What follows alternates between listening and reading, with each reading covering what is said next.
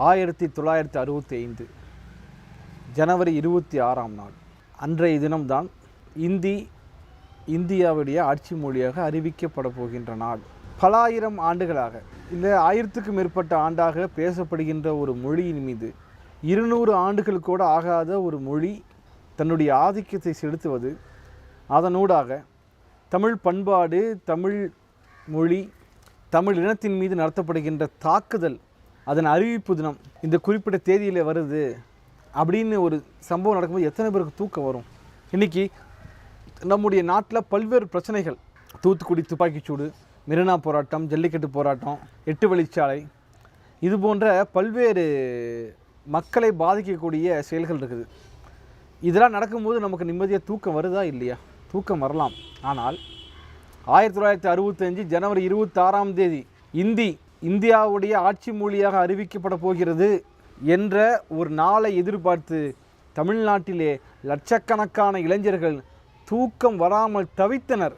அப்படிப்பட்ட ஒரு இளைஞன்தான் கோடம்பாக்கம் சிவலிங்கம். அதிகாலையிலே 4 மணிக்கு கோடம்பாக்கம் ரயில் நிலையம் அருகில் இந்த இந்தி தேசிய மொழியாக மாறப்போவதை அறிவித்து கொண்டாடக்கூடிய நிகழ்ச்சி, இந்தியாவுடைய குடியரசு தின விழா, மிகப்பெரிய பந்தல். அந்த பந்தலில் அது பார்த்துட்டே இருக்கார். ஏன்னா இவர் கோடம்பாக்கம் தான் அவருக்கு வீடு, அங்கே தான் இருக்குது. இவர் அங்கே இருந்த மாநகராட்சியில் வேலை செஞ்சிட்ருக்கிறார். திமுகவுடைய பகுதி பொருளாளர். அங்கே திமுக சார்பில் நடத்தப்பட்ட இந்த நூலகத்துடைய செயலாளராகவும் இருக்கிறார். அவரால் இந்த இந்தி நாளைக்கு ஆட்சி மொழியாக போகுது என்பதை அவரால் தாங்கிக் கொள்ள முடியல. இப்போ தொடர்ச்சியாக மாணவர்கள் போராடுகின்றார்கள், பொதுமக்கள் போராடுகிறார்கள். ஆனால் எந்த தீர்வுமே கொடுக்க முடியவில்லை நம்மால். அப்போ ஒரு கையாளாகாத தனத்துக்கு நாம் சென்று விட்டோம். என்னுடைய உடலை பயன்படுத்தி இந்த தமிழ்நாடு மீண்டும் தன்னுடைய தமிழுக்கான அங்கீகாரத்தை பெற வேண்டும் என்பதற்காக அந்த கோடம்பாக்க சிவலிங்கம் என்ன செய்தார்? தன்னுடைய உடலிலே எரி எண்ணெயை ஊற்றிக்கொண்டு ஏதோ இன்னும் ஒரு 6-7 மணி நேரத்தில், ஒரு 4 மணிக்கு அதை பார்க்குறாருன்னா அந்த பந்தில் ஒரு 10-11 மணிக்கு மிகப்பெரிய விழாவின் ஊடாக அங்கே ஒரு நிகழ்ச்சி நடத்தப் போகிறது. அந்த நிகழ்ச்சியில் இந்தி தேசிய மொழியாக அறிவிக்கப்பட போகிறது என்ற எண்ணம் அவரை நெருப்பாய் சுட்டது. நான் இருக்கும் வரை இந்த தமிழுக்கு, இந்த தமிழ்நாட்டுக்கும் அநீதியை ஏற்படுத்த விடமாட்டேன் என்று அவர் சூளுரைத்தார். தன் உடலிலே எரி எண்ணெயை ஊற்றிக்கொண்டு எதிரே இருக்கக்கூடிய இந்திய ஆதிக்கத்தை பறைசாற்றுவதற்காக ஏற்படுத்தப்பட்ட நிகழ்ச்சியின் விழா பந்தலிலே அதற்குள்ளே நுழைந்தார். தன்னை நெருப்பு வைத்து கொண்டார்.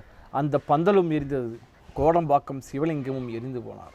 தோழர்களே, 2015ஆம் ஆண்டு நான் புரட்சிகர மாணவர் இளைஞர் முன்னணியிலே பணியாற்றி கொண்டிருந்த போது, அப்போது நாங்கள் இந்தி எதிர்ப்பு பொன்விழா தினத்தை கடைபிடித்தோம். தமிழ்நாடு முழுக்க பல இடங்களிலே பொதுக்கூட்டங்கள், பேரணிகள், இப்படி பல விஷயம் செஞ்சோம். அப்போ சென்னையில் நாங்கள் இருக்கிறோங்கிற அடிப்படையில் இந்த கோடம்பாக்கம் சிவலிங்கம் இதோட வீடு எங்கே இருக்குது, அவர் எங்கே இறந்து போனார் அப்படிங்கிறத கண்டுபிடிக்கிறதுக்காக நானும், அப்போது எங்களுடைய மாவட்ட செயலராக இருந்த கார்த்திகேயன், 2 பேருமே, நானும் அவரும் 2 நாட்கள் அலைந்தோம். பல திமுக தலைவர்கள்ட்ட போய் கேட்டோம். யாருக்குமே கோடம்பாக்கம் சிவலிங்கம் இங்கே தான் இருந்தார் என்ற விஷயம் தெரியாது, இங்கே தான் இறந்து போனார்கள் தெரியாது. ஆனால் ஒரு வயசான அம்மா சொன்னாங்க, இதோ இந்த ரயில்வே ஸ்டேஷன் பக்கத்தில் தான் பந்தல் போட்டிருந்தாங்க, அந்த பந்தலில் தான் அவர் எரிந்து கறிக்கட்டையாக விழுந்தார்னு சொன்னாங்க. அப்போ நமக்காக, இந்த மண்ணுக்காக, இந்த மொழிக்காக தன் உயிரை கொடுத்த ஒரு நபர் கோடம்பாக்கம் சிவலிங்கம். அவர் எங்கே பிறந்தார், எங்கே மறைந்தார், அவருக்கு ஒரு நினைவு தூணோ அல்லது ஒரு நினைவிடம் கூட இல்லாத ஒரு மோசமான ஒரு சூழல் தான் இருக்குது. அதை போலவே இந்த கோடம்பாக்கம் சிவலிங்கம் இறந்து விட்டார் என்ற செய்தியை கேட்ட இங்கே விருகம்பாக்கத்தைச் சேர்ந்த அரங்கநாதன், வயது 32 வயது அவருக்கு. அவர் கோடம்பாக்கம் சிவலிங்கம் இறந்து விட்டார் என்பதை கேள்விப்பட்டு அவருடைய உடலுக்கு மாலை அணிவித்து விட்டு வருகிறார்.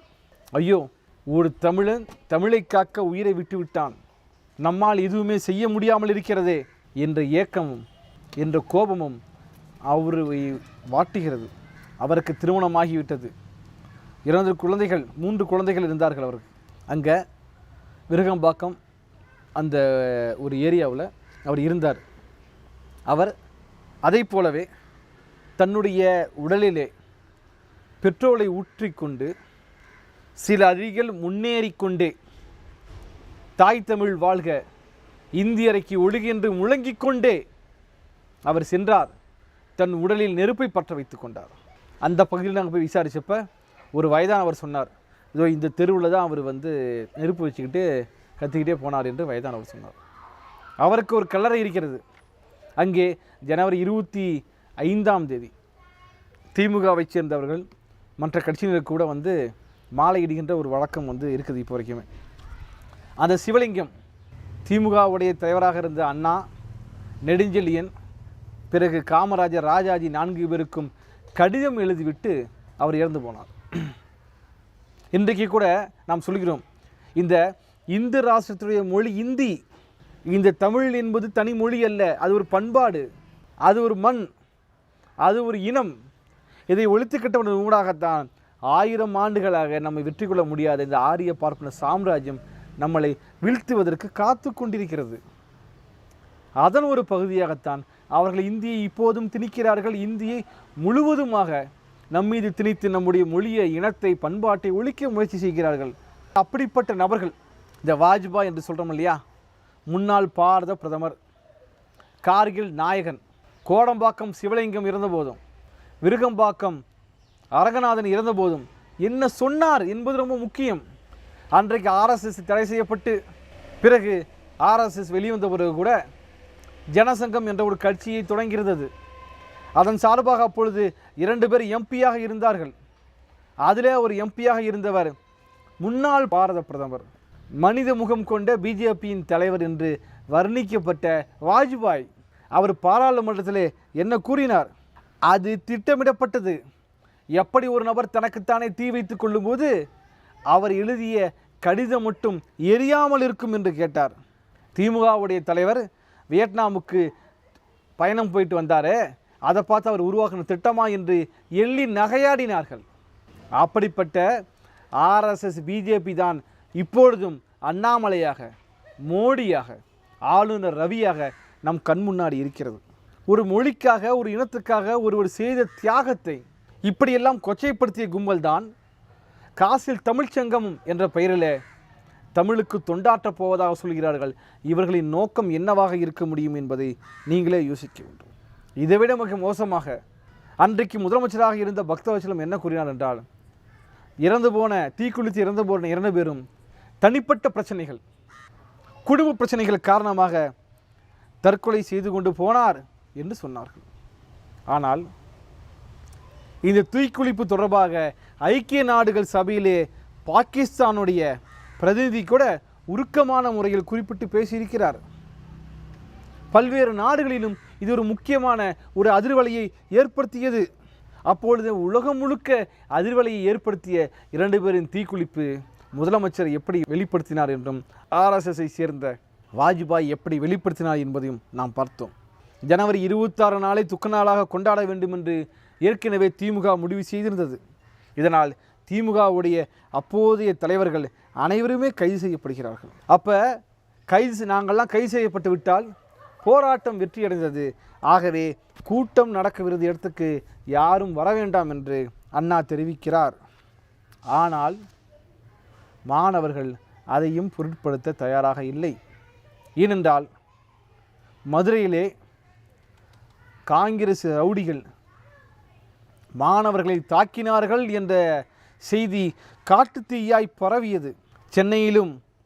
மதுரையிலும் தேசிய இளைஞர் படை என்ற பெயரிலே இந்த காங்கிரசுக்காரர்கள் செய்த அநியாயம், அராஜகம் மக்கள் மத்தியிலே பரவியது.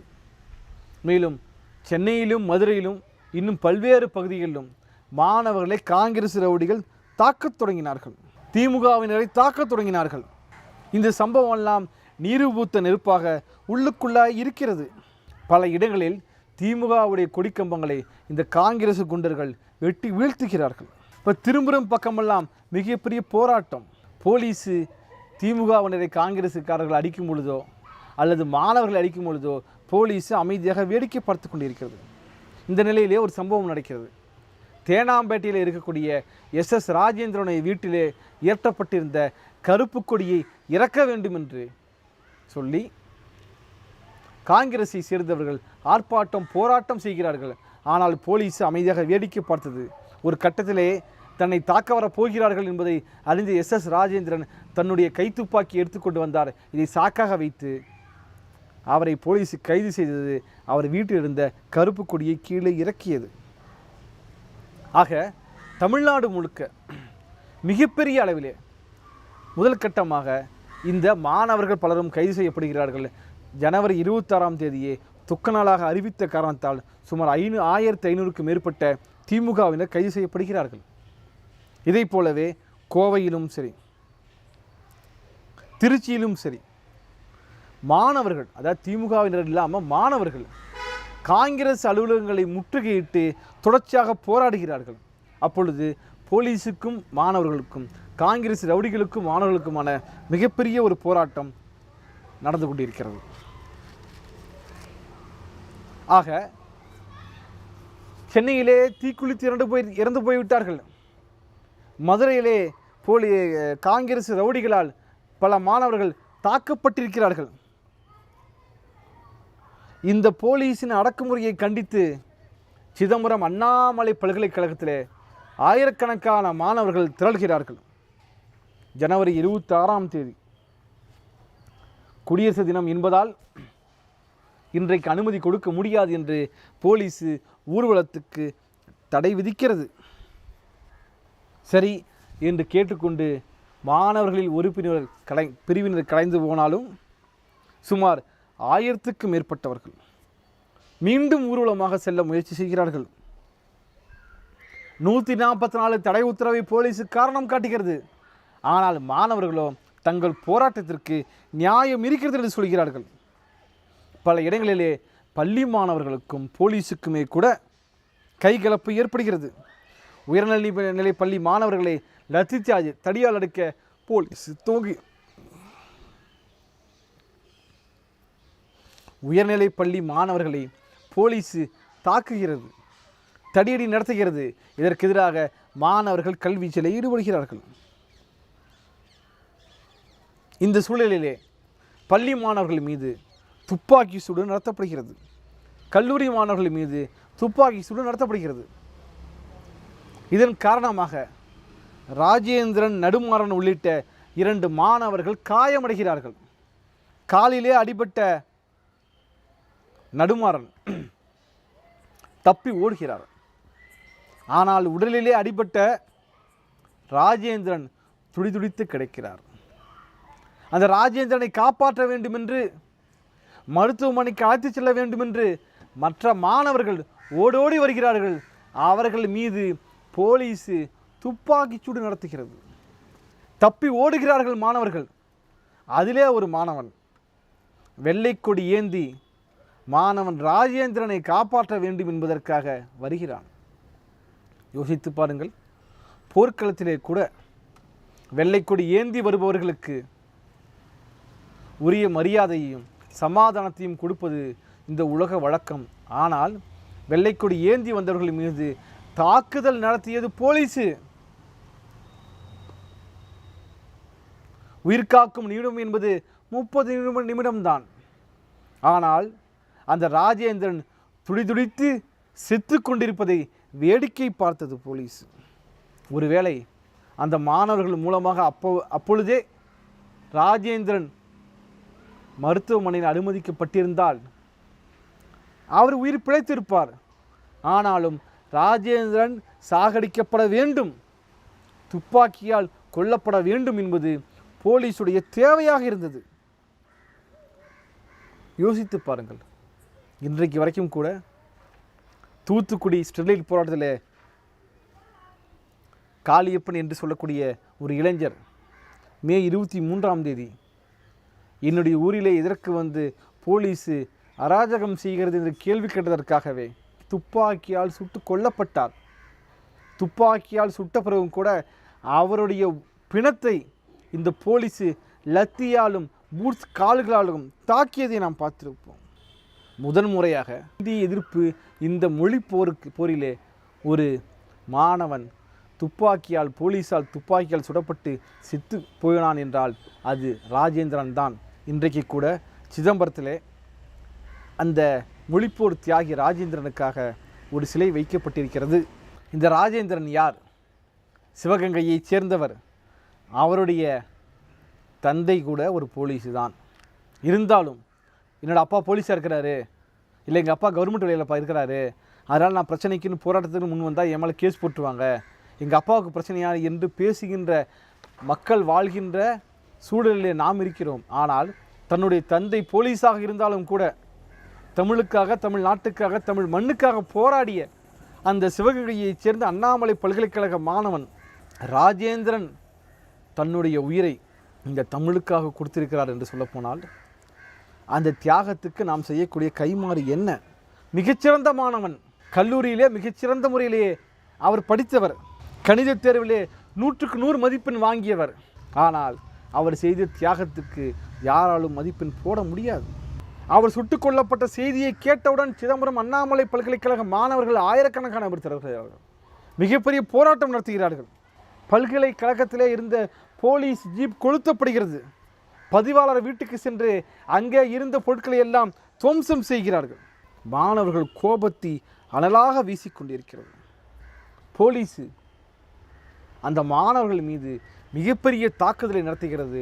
10க்கும் மேற்பட்டவர்கள் பாதிக்கப்படுகிறார்கள், தடியடியால் படுகாயமடைகிறார்கள். இதை பற்றி அன்றைய முதலமைச்சர் என்ன கூறினார்? பதிவாளர் வீட்டுக்குள்ளே புகுந்து தீ வைக்க முயற்சி செய்ததாகவும் அவரை கொலை செய்ய முயற்சி செய்ததாகவும். இதை பற்றி அன்றைய தமிழ்நாட்டின் முதலமைச்சர் பக்தவச்சலம் என்ன கூறினார் என்று சொல்லப்போனால், எடப்பாடி பழனிசாமி துப்பாக்கிச்சூட்டின் போது, தூத்துக்குடி துப்பாக்கிச்சூட்டின் போது என்ன சொன்னாரோ அதை போலவே அவர்கள் தவறு செய்தார்கள். பதிவாளர் வீட்டுக்குள்ளே சென்றார்கள், கொலை செய்ய முயற்சி செய்தார்கள், தீ வைக்க முயற்சி செய்தார்கள். அதனால்தான் அவரை நாங்கள் சுட வேண்டிய ஒரு அவசியம் இருந்ததுன்னு சொன்னார். ஆனால் நடந்தது என்ன? துப்பாக்கி சூட்டின் போதும் சரி, துப்பாக்கி சூட்டுக்கு பிறகும் சரி, அண்ணாமலை பல்கலைக்கழகத்தில் இருந்த அனைத்து மாணவர்களும் வெளியேற்றப்பட்டார்கள். கல்லூரிக்குள்ளே புகுந்து தஞ்சமடைந்த மாணவர்கள் அனைவருமே ஒரு உடையை கூட எடுப்பதற்கு நேரமில்லாமல் அடித்து விரட்டப்பட்டார்கள். மாற்று உடை இல்லாமல் மாணவர்கள் நடந்தே சென்றார்கள். சிதம்பரம் அந்த ரயில்வே ஸ்டேஷனுக்கு போனால் போலீஸ் குவிஞ்சிருக்குது. இப்போ மாணவர்கள் கால்நடையாக நடந்தே தங்கள் வீடுகளுக்கு போவதும், மாட்டு வண்டியில் ஏறி தங்கள் வீடுகளுக்கு போவதும் என்ற வகையிலே அவர்கள் சென்று கொண்டே இருக்கிறார்கள். இந்த துப்பாக்கிச்சூடு நடந்ததுக்கு பிறகு சிதம்பரம் அண்ணாமலை நகரில் மனித நடமாட்டமே இல்லாமல் ஒரு மிகப்பெரிய ஒரு மயான அமைதி இருந்தது. இதே ஜனவரி 26ஆம் தேதி சென்னை பச்சையப்பன் கல்லூரியிலே அந்த விடுதியில் இந்தி திணிப்புக்கு எதிராக ஒட்டப்பட்டிருந்த சுவரொட்டியை ஒரு காங்கிரஸ் கட்சியை சேர்ந்த ஒரு மாணவர் கிழிக்கிறார். அதற்காக அந்த மாணவரை மற்ற மாணவர்கள் அடித்து விடுகிறார்கள். இதை சாக்காக வைத்துக்கொண்டு காங்கிரஸ் கட்சியை சேர்ந்தவர்கள் தலைவர்கள் இந்த கல்லூரிக்குள்ளே, பச்சையப்பன் கல்லூரிக்குள்ளே வர முயற்சி செய்கிறார்கள். மீண்டும் ஒரு கலவரத்தை ஏற்படுத்துகிறார்கள். இதற்கு பிறகு அந்த விடுதியிலே இருந்த மாணவர்களும், பச்சையப்பன் கல்லூரி மாணவர்கள் ஆயிரக்கணக்கானோர் பூந்தமல்லி நெடுஞ்சாலைக்கு வருகிறார்கள். தற்பொழுது அதன் பெயர் பெரியார் ஈவேரா நெடுஞ்சாலை. இந்த பொதுவாக பசங்கள்லாம் 15 ரூட்டு பெருசா, இல்லைனா மதுரவாயில் ரூட்டு பெருசா, இன்னும் பல 27 இது மாதிரி பல்வேறு ரூட்டு பெருசான்னு பேசுவாங்க. அப்போ 15ஆம் எண் கொண்ட பஸ் வருது. எங்கே போகிறது பஸ் அது? ஒன்று கோயம்பேடுக்கு போகும், இல்லைனா கோயம்பேட்டிலேருந்து நேராக பாரிஸ் போகக்கூடிய பஸ். அந்த பேருந்தை வழி மறிக்கிறார்கள். அங்கே இருந்த எல்லா மக்களையும் வெளியே போக சொல்கிறார்கள். அதற்கு பிறகு அந்த பேருந்தை மாணவர்கள் பெட்ரோல் ஊற்றி எரிக்கிறார்கள். இதற்கு பிறகு இந்த மாணவன்கிட்ட பேச்சுவார்த்தை நடத்த யாரும் தயாராக இல்லாத போது அந்த மாணவர்கள் செய்த செயலை பற்றி நான் சொல்கிறேன். பேச்சுவார்த்தைக்கு தயாராக இருந்திருந்தால் அவர்கள் இப்படிப்பட்ட வேலையை செய்திருக்க வேண்டிய அவசியம் கிடையாது. அந்த 15ஆம் எண் கொண்ட பேருந்து எரிக்கப்படுகிறது. அந்த எரிப்புக்கு காரணமானவர்கள் என்று சம்பந்தமில்லாமல் 2 மாணவர்களை கைது செய்து கொண்டு போகிறார்கள். இதற்கு எதிராக பச்சையப்பன் கல்லூரி மாணவர்கள் தொடர்ச்சியாக போராட்டங்கள் நடத்துகிறார்கள். இந்த போராட்டத்தை எதிர்பார்த்திருந்த போலீஸு 100கணக்கில் குவிகிறது. பச்சையப்பன் கல்லூரி விடுதிகளில் உள்ளே புகுந்து அங்கு இருந்த அனைவரையும் அடித்து துவைக்கிறது. அனைவரின் மீதும் கொடும் தாக்குதலை நிகழ்த்தி அனைவரையும் இழுத்து கொண்டு செல்கிறது. எல்லோரும் ஓடுகிறார்கள். விடுதி காப்பாளர் வருகிறார், அவர் மீதும் கடும் தாக்குதல். சமையல்காரர் வருகிறார் சத்தம் கேட்டு, அவர் மீதும் தாக்குதல். அப்போ எல்லோரின் மீதும் போலீஸு கடும் தாக்குதல் நடத்துகிறது. பார்ப்பதற்கு மிகப்பெரிய ஒரு போர்க்களம் நடந்தது போல இருந்தது என்று சொல்கிறார்கள். இந்த விஷயத்தை கேள்விப்பட்டு அன்றைக்கு பச்சையப்பன் கல்லூரிய முதல்வராக இருந்த சங்கர நாராயண பிள்ளை என்பவர் மாணவர்களை பார்க்க வருகிறார். ஆனால் மாணவர்களை கல்லூரி முதல்வர் பார்க்கக்கூடாது என்று அவரை கைது செய்து அங்கேயே மறித்து வைத்திருக்கிறது போலீஸ். அப்போ இதன் நோக்கம் என்ன? மாணவர்கள் 40-50 பேர் மருத்துவமனையிலே அனுமதிக்கப்பட்டிருக்கிறார்கள். பலர் கைது செய்யப்பட்டிருக்கிறார்கள். மாணவர்களுக்கு காலையிலிருந்து உணவு கிடையாது. இப்படிலாம் மிகவும் மோசமாக பாதிக்கப்பட்டார்கள். இதே நேரத்தில் சட்டக்கல்லூரியிலும் போலீஸ் உள்ளே புகுந்து தடியடி செய்து 15 மாணவர்களை கைது செய்கிறது. வெங்கடேஸ்வரா என்ற ஒரு கல்லூரி, அந்த கல்லூரியிலே இருந்த கருப்பு கொடி ஏற்றியவர்களை போலீஸ் கைது செய்கிறது. போலீஸ் அடிதடிக்கு எதிராக மாணவர்களும் போராட ஆரம்பிக்கிறார்கள். ஆக சென்னை மட்டுமல்ல, சென்னை முழுக்கவே எல்லா கல்லூரிகளும் போலீஸின் தாக்குதலுக்கு இலக்காகிறது. சென்னை ஒரு போர்க்களமாக மாறி இருக்கிறது. மதுரையிலே ஏற்கனவே சொன்னது போல காங்கிரஸ் அலுவலகத்தில் நடைபெற்ற ஒரு மிகப்பெரிய போராட்டம். இந்த 25ஆம் தேதி நடைபெற்ற அந்த காங்கிரஸ் அலுவலகத்தில் நடைபெற்ற அந்த போராட்டத்தில் ஈடுபட்டவர்களை கைது செய்ய வேண்டும் என்று முதலமைச்சர் உத்தரவிடுகிறார். மேலும் மாணவர்கள் தாக்கப்பட்டதற்கும் எனக்கும் எவ்வித சம்மந்தமும் இல்லை என்று அன்றைக்கு முதலமைச்சராக இருந்த பக்தவச்சலம் கூறுகிறார். ஆக தமிழ்நாட்டிலே சென்னை, மதுரை, கோவை இன்னும் திரும்பிய பக்கமெல்லாம் போராட்டம். குறிப்பாக மதுரையிலே அங்கே இருக்கக்கூடிய எப்படி சென்னையிலே செய்தார்களோ அதே போல் திரும்பிய பக்கமெல்லாம் எங்கெங்கெல்லாம் இந்தி எழுத்துக்கள் பொறிக்கப்பட்டிருந்தனவோ எழுதப்பட்டிருந்தவோ அனைத்தையும் அடித்து நொறுக்குகிறார்கள் மாணவர்கள். கருப்பு கொடி ஏற்றக்கூடாது என்று எங்கே சொல்கிறார்களோ அங்கே போய் போராடி கருப்பு கொடியை ஏற்றுகிறார்கள் மாணவர்கள். மதுரையிலே ஒரு இடத்துல மட்டும் 17 கண்ணீர் புகை குண்டுகள் வீசுகிறார்கள். எல்லா கல்லூரி விடுதிகளையும் அடித்து நொறுக்கிவிட்டு உள்ளே இருந்த மாணவர்கள் மீது தடியடி நடத்துகிறார்கள் போலீஸ். பலரும் படுகாயமடைகிறார்கள். இது குறித்து நீதி விசாரணை நடத்த வேண்டும் என்று தியாகராய பொறியியல் கல்லூரியிலே இதைவிட மிக மோசமான கடும் தாக்குதலை நடத்திய போலீஸின் மீது நடவடிக்கை எடுக்க வேண்டும், நீதி விசாரணை நடத்த வேண்டும் என்று அப்போதிருந்த மாவட்ட ஆட்சித்தலைவருக்கு தியாகராய பொறியியல் கல்லூரியுடைய முதல்வர் கடிதம் எழுதினார் என்றால் அதோடைய சேதத்தின் அளவை, பாதிப்பின் அளவை நம்மால் உணர முடியும். இதை போலவே கோவையிலே 10,000க்கும் மேற்பட்ட மாணவர்கள் ஊர்வலமாக சென்றார்கள். அவர்களுடைய கோரிக்கை இந்தி ஒழிக, தமிழ்தாய் வாழ்க என்பது மட்டுமல்ல, பக்தவச்சலம் முதலமைச்சர் பொறுப்பிலிருந்து வெளியேற வேண்டும் என்பதுமாக மாறுகிறது. இதுக்கு எதிராக பக்தவச்சலம் அன்றைக்கு முதலமைச்சராக இருந்த பக்தவச்சலத்துடைய கருத்து என்னவாக இருந்திருக்கும்? பாலிடெக்னிக் பசங்களாம் வந்து போராட்டத்தில் போகிறாங்களா? அவங்களுக்கெல்லாம் யார் பணம் கொடுத்தாங்க? இவங்களுக்கெல்லாம் எது காலேஜ்? அப்போ இழுத்து மூடிட்டு போயிடலாமே என்று அவர் சொன்னார். அவர் சொன்னதுபடியே தமிழ்நாட்டில் இருக்கக்கூடிய எல்லா கல்லூரிகளும் படிப்படியாக மூடப்பட்டன. அண்ணாமலை பல்கலைக்கழகத்தில் மாணவன் ராஜேந்திரன் போலீஸால் சுட்டு கொல்லப்பட்ட பிறகு அந்த பல்கலைக்கழகம் காலவரையின்றி மூடப்பட்டது. ஏறத்தாழ 2 மாதங்களுக்கு கழித்து தான் அந்த பல்கலைக்கழகம் திறக்கப்பட்டது. சென்னை பச்சையப்பன் கல்லூரியில் ஒவ்வொரு விடுதி அறைக்குள்ளும் போய் போலீஸு காங்கிரஸ் கட்சியை சேர்ந்தவர்களுடைய உதவியோடு யார் யாரெல்லாம் போராட்டத்தில் ஈடுபட்டார்களோ அவர்களை தேடி தேடி கைது செய்கிறது. அப்போ இதற்கு எதிராக மாணவர்கள் தொடர்ச்சியாக போராடுகிறார்கள். இந்த பச்சைப்பன் கல்லூரி மாணவர்களுக்கு ஆதரவாக இதுவரை போராட்டத்தில் ஈடுபடாத மருத்துவக் கல்லூரி மாணவர்கள் போராடுகிறார்கள், ஊர்வலம் நடத்தினார்கள். அந்த நேரத்தில் சுமார் 5000க்கும் மேற்பட்ட மாணவர்கள் முதலமைச்சரை காண்பதற்காக கோட்டைக்கு செல்கிறார்கள். அவர்களையும் சந்திக்க முடியாது என்று பக்தவச்சலம் திமிர்த்தனமாக இருக்கிறார். யாரையும் சந்திக்க முடியாது என்கிறார். அப்போது மாணவர்கள் சொல்கிறார்கள், நாங்கள் நாளைக்கும் மீண்டும் வருவோம், நாளைக்கும் போராடுவோம், முதலமைச்சரை சந்திக்கும் முறை நாங்கள் போராடுவோம் என்று அறிவிக்கிறார்கள். உடனே அங்கிருந்து மாணவர்கள் கடந்து செல்லும் பொழுது வேகமாக ஒரு பேருந்து இவர்களை நோக்கி வருகிறது.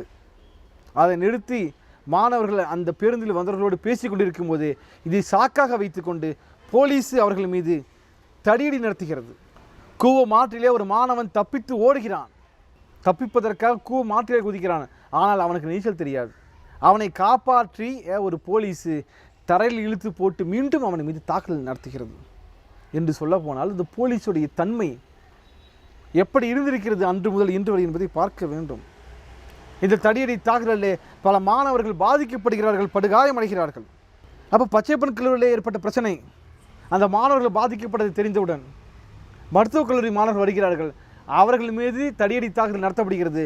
உடனே லயோலா கல்லூரி மாணவர்கள் 200 பேர் உண்ணா நோன்பு இருக்கிறார்கள். படிப்படியாக சென்னையிலே இருக்கக்கூடிய எல்லா கல்லூரி விடுதிகளிலும் இருக்கக்கூடிய மாணவர்கள் படிப்படியாக போராடுகின்ற மாணவர்களை கைது செய்கிறார்கள் நூற்றுக்கணக்கில். கோவையில் இருக்கக்கூடிய மாணவர்கள் 28ஆம் தேதி நகரிலே இருந்த எஞ்சியிருந்த இந்தி பலகைகளை, இந்தி மொழியில் எழுதப்பட்டிருந்த பலகைகளை தேடி தேடி அழிக்கிறார்கள், அடித்து நொறுக்குகிறார்கள்.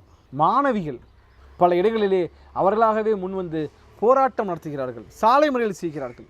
ஆண்கள் கல்லூரியும் காலவரம்பின்றி மூடப்படுகிறது, பெண்கள் கல்லூரியும் காலவரம்பின்றி மூடப்படுகிறது. மாணவர்கள் அவர்களுடைய ஊருக்கு செல்ல ஆரம்பித்து விட்டார்கள்.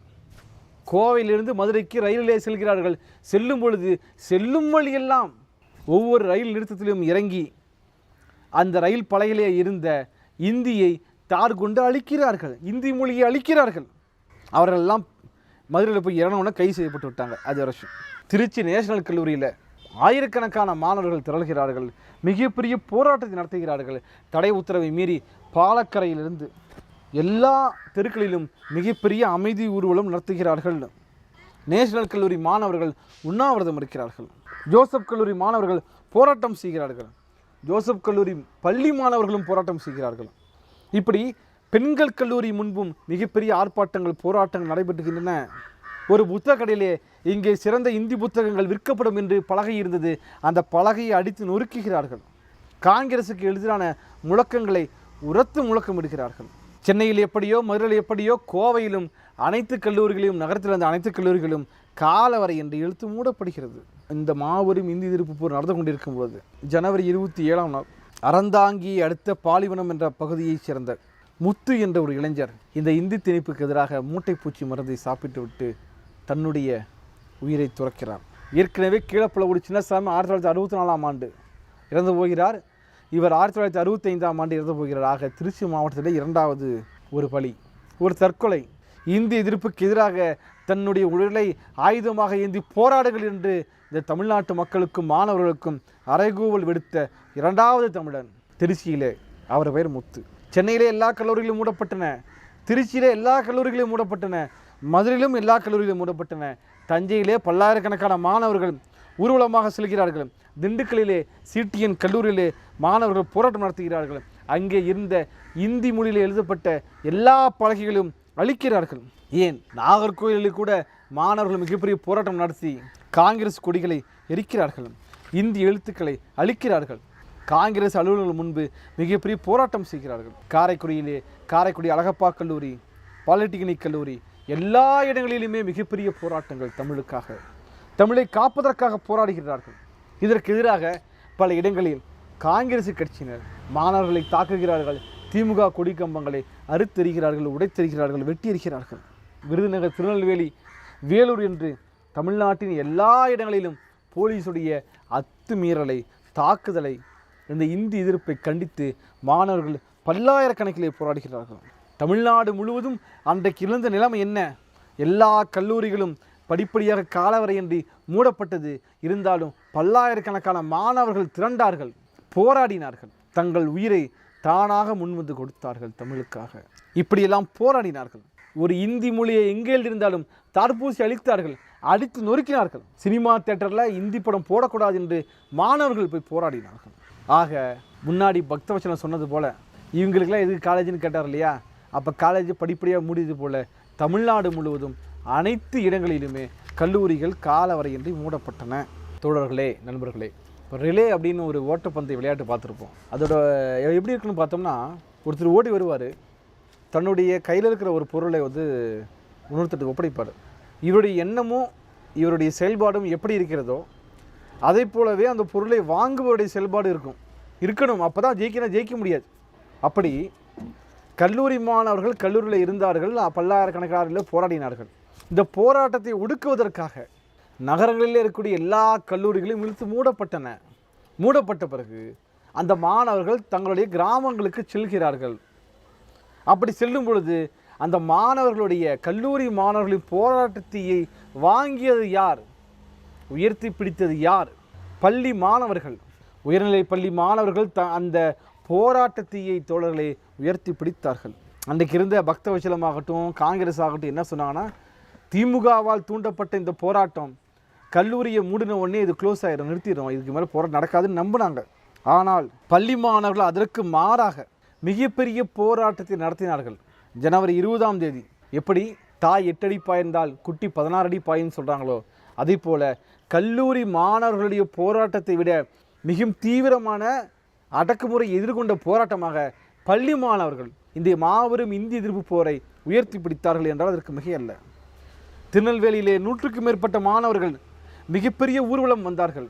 காங்கிரஸ் கொடிகளை எரித்தார்கள், கருப்பு கொடியை ஏற்றினார்கள். அவர்கள் ஊர்வலமாக வந்த பொழுது அங்கே திருநெல்வேலியுடைய எம்எல்ஏவோட வீட்டில் இருந்த காங்கிரஸ் கொடியை காட்டச் சொன்னார்கள். காட்ட முடியாது என்று சொல்லி அந்த எம்எல்ஏவுடைய கணவர் துப்பாக்கியால் சுட்டார். ஆனால் அவரை மீது எவ்வளவுக்கும் பதிவு செய்யவில்லை. மாறாக போலீஸ் முதல் தகவல் அறிக்கையிலே என்ன பதிவு செய்தென்றால் அவருடைய இன்ஸ்பெக்டர் என்று பொய்யான ஒரு தகவலை பதிவு செய்தார்கள். அப்போ இந்த அரசு யாருக்காக அப்போது மிக தெளிவாக செயல்பட்டது என்பதை இதன் மூலம் நாம் தெள்ள தெளிவாக புரிந்து கொள்ள முடியும். பிப்ரவரி 2ஆம் தேதி தென்காசியிலே உயர்நிலைப்பள்ளி மாணவர்கள் தென்காசி, அதாவது திருவனந்தபுரம் விருதுநகர் தென்காசி பகுதியில் இருக்கக்கூடிய ஒரு நயினாகரம் புகைவண்டி நிலையம், அங்கே ஒரு கூட்டமும் தென்காசி திருநெல்வேலி பகுதியில் இருக்கக்கூடிய கீழ்ப்புலியூர் நிலையத்தில் இருக்கக்கூடிய குடினார்கள். இந்த 2 இடங்களிலுமே இருக்கக்கூடிய இந்தி எழுத்துக்களை தார்பூசி அளித்தார்கள். இந்தி எழுத்துக்களை தார்பூசி அளித்தது மட்டுமல்லாமல் அவர்கள் அங்கே வந்த ரயில் வண்டிகளை மறித்தார்கள். இந்தி எதிர்ப்பு போராட்டத்திலேயே முதன்முறையாக ரயிலை மறித்தது என்றால் அது பள்ளி மாணவர்கள்தான். தமிழுக்காகத்தான் நடைபெற்றது, வேறு எதற்காகவும் நடைபெறவில்லை. ஒரு இந்தி எதிர்ப்பு போராட்டத்தில் முதன்முறையாக பள்ளி மாணவர்கள் ரயிலை மறித்தார்கள்.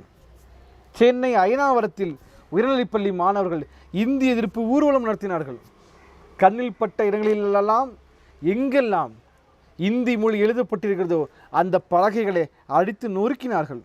சில இடங்களிலே பேருந்துகள் அடித்து நொறுக்கப்பட்டன.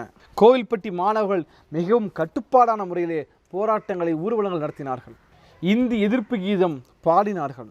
இதே மாணவர்கள் இன்னொரு நாள் ஒரு அஞ்சலகத்துக்கு தீ வைத்தார்கள். பெயர் பலகையை தூள் தூளாக்கினார்கள். பொள்ளாச்சியிலே உயர்நிலைப்பள்ளி மாணவர்கள் தெருக்களாக ஒரு வெள்ளிக்கிழமை என்று ஒரு மிகப்பெரிய ஆர்ப்பாட்ட ஊர்வலம் நடத்தி எல்லா தெருக்களிலுமே இருந்த இந்தி மொழியில் எழுதப்பட்ட பலகைகளை, அதன் எழுத்துக்களை தார்பூசி அளித்தார்கள். கோவை சாலையில் இருக்கக்கூடிய அஞ்சலகத்திலே தார்பூசி சென்ற அந்த மாணவர்களை போலீஸ் அடித்து விரட்டியது, தடியால் தாக்கியது. உடுமலைப்பேட்டை மாணவர்கள் கண்டன ஊர்வலம் புதன்கிழமை என்று நடத்துகிறார்கள். ஒரு இடத்துல இருக்கக்கூடிய காங்கிரஸ் கொடியை காட்டும் போது காங்கிரசுக்காரர்களுக்கும் பள்ளி மாணவர்களுக்கும் மிகப்பெரிய போராட்டம், மிகப்பெரிய சண்டை நடத்துகிறது. போலீஸ் லத்தி சார்ஜ் தடியடி நடத்தி அவர்களை விரட்டி அடிக்கிறது. இப்படி மாநிலம் முழுவதும் மிகப்பெரிய அளவிலே போராட்டங்களை பள்ளி மாணவர்களை உயர்த்திப்படுத்தி நடத்தி கொண்டிருந்தார்கள். இந்த நிலையில்தான் கோவையிலே ஒரு பள்ளியிலே இந்தி தேர்வு நடத்துவதற்கு அந்த பள்ளி முயற்சி செய்து நடத்தி கொண்டிருக்கும் பொழுது அதற்கு எதிராக பள்ளி மாணவர்கள் அந்த வினாத்தாள்களை எல்லாம் கிழித்து விட்டு வெளியே வந்தார்கள். இப்போ நான் 7ஆம் வகுப்பு படிக்கும் பொழுது என்னுடைய ஆசிரியராக இருந்த செல்லம்மா என்று ஒரு ஆசிரியர் இருந்தாங்க எனக்கு. அவங்க கூட சொன்னாங்க, அந்த இந்தி எதிர்ப்பு போகிறப்ப கொடுக்கப்பட்ட வினாத்தாளில் பேரை மட்டும் எழுதிட்டு நாங்களாம் வெளியே வந்துட்டோம் என்று சொன்னார்கள். இப்படி பலர் அன்றைக்கு இருந்த மாணவர்கள் அனைவருமே, ஏறத்தாழ அனைவருமே இந்தி எதிர்ப்பு போராட்டத்திலே பள்ளி மாணவர்கள் தங்களை முழுமையாக ஒப்படைத்து கொண்டார்கள். மேட்டுப்பாளையத்திலே சுமார் 500-600 மாணவர்கள் இந்தி அறைக்கு இந்த உருவபொம்மையை எடுத்துக்கொண்டு மிகப்பெரிய ஊர்வலம் நடத்தி அந்த இந்தி அறைக்கு கொளுத்தினார்கள்.